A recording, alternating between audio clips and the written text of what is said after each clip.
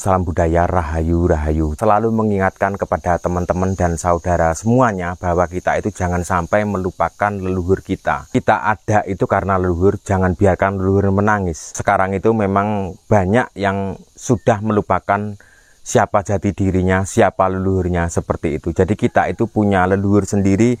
Leluhur kita ya kakek nenek kita, buyut canggah waring kita. Seperti ketika kita mengingat mereka, memberikan sesuatu untuk sebuah tanda seperti itu, mereka akan bangga, mereka akan senang. Kita ini sudah masuk di zaman era bumi sudah tua, masuk zaman carut marut atau zaman yang sudah tidak bisa tertata, zaman modern, di zaman dengan alat-alat yang canggih. Di zaman dulu sebelum adanya sepeda motor atau mobil, orang-orang zaman dulu ketika bepergian menggunakan alat transportasi itu menggunakan hewan ternak seperti kerbau, seperti sapi, seperti kuda, seperti itu untuk mengangkut orang maupun barang. Sekarang ini banyak sekali kejadian-kejadian yang di luar logika. Jadi banyak sekali kecelakaan di jalan raya, di tempat ramai maupun di tempat sepi. Harus tetap eling lan waspodo.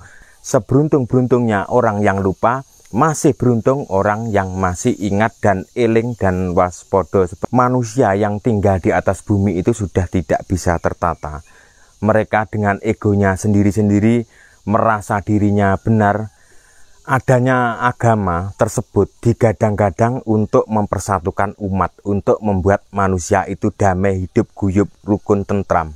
Tapi faktanya yang terjadi seperti apa? Ya, jadi orang beragama itu tidak boleh dengan egonya sendiri, seperti itu. Jadi setiap agama itu sebenarnya banyak agama yang mengajarkan kebaikan atau untuk menuntun umatnya menuju jalan yang benar tersebut. Tapi para umat, orang-orang yang beragama itu malah melawan arus menuju jalan yang salah. Di dunia ini maupun di Indonesia ini memang sudah carut marut ya. Banyaknya kejadian-kejadian yang terjadi sekarang ini, kita itu memang sudah memetik karma, itu tinggal menjalani, dan kita itu bisa merubah supaya kita itu hidup damai, rukun, seperti itu sebenarnya bisa. Tapi tergantung kita semua, tergantung tokoh-tokoh, tergantung tokoh adat, tokoh masyarakat, tokoh publik atau tokoh pejabat.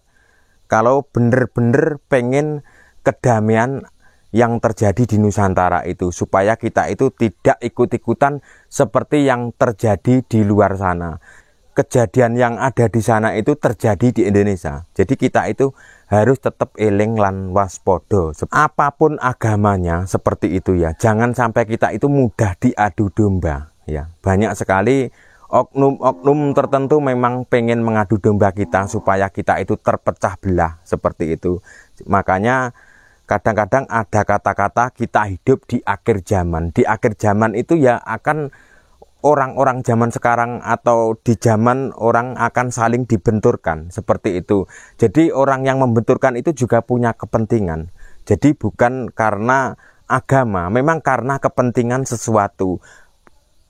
Kepentingan pengen memiliki yang lebih seperti itu. Makanya kadang-kadang orang yang benar-benar awam, benar-benar tidak tahu, maka akan gagal paham seperti itu. Walaupun setiap hari itu taat beragama, tapi memang kadang-kadang orang tidak memahami apa yang terjadi sekarang ini ya. Jadi memang seperti yang terjadi di Jawa Barat, Kang Deddy Mulyadi itu memang selalu mengingatkan kepada masyarakat Jawa Barat, apapun agamanya jangan sampai melupakan leluhur, jangan sampai melupakan tradisi budaya kalau pengen Jawa Barat maju.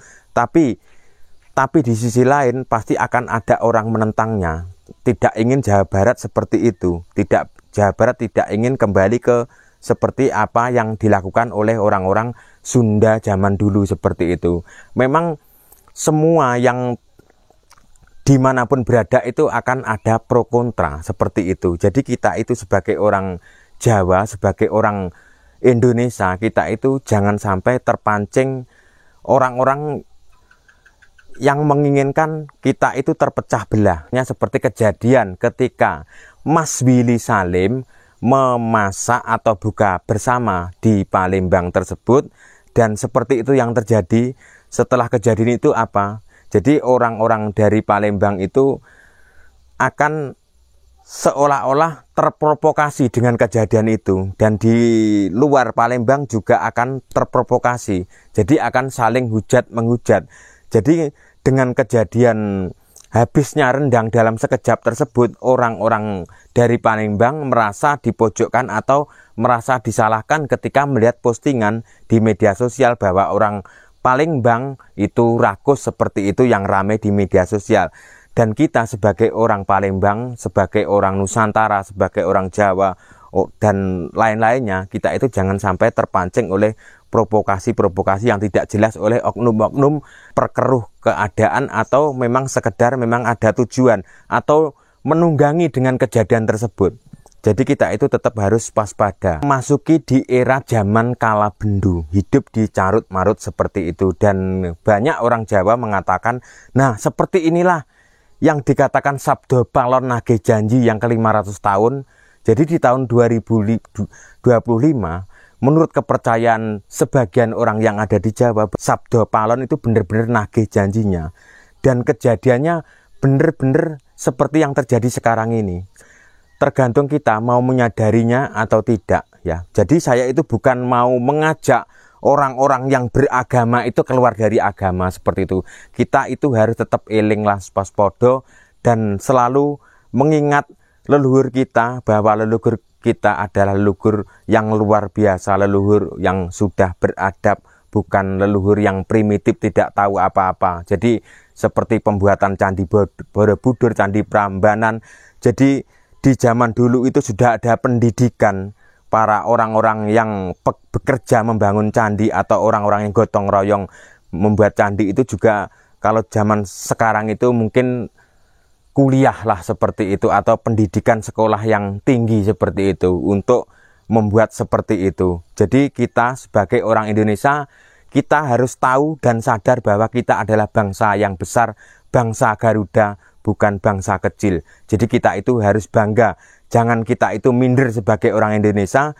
Jadi kita itu harus bangga apa yang dimiliki, apa yang kita miliki yang ada di Indonesia ini sudah dianggap lebih dari sempurna. Cukup sekian konten saya. Jika ada salah kata yang tanpa sengaja saya ucapkan, saya minta maaf yang sebesar-besarnya. Terima kasih. Salam budaya Nusantara.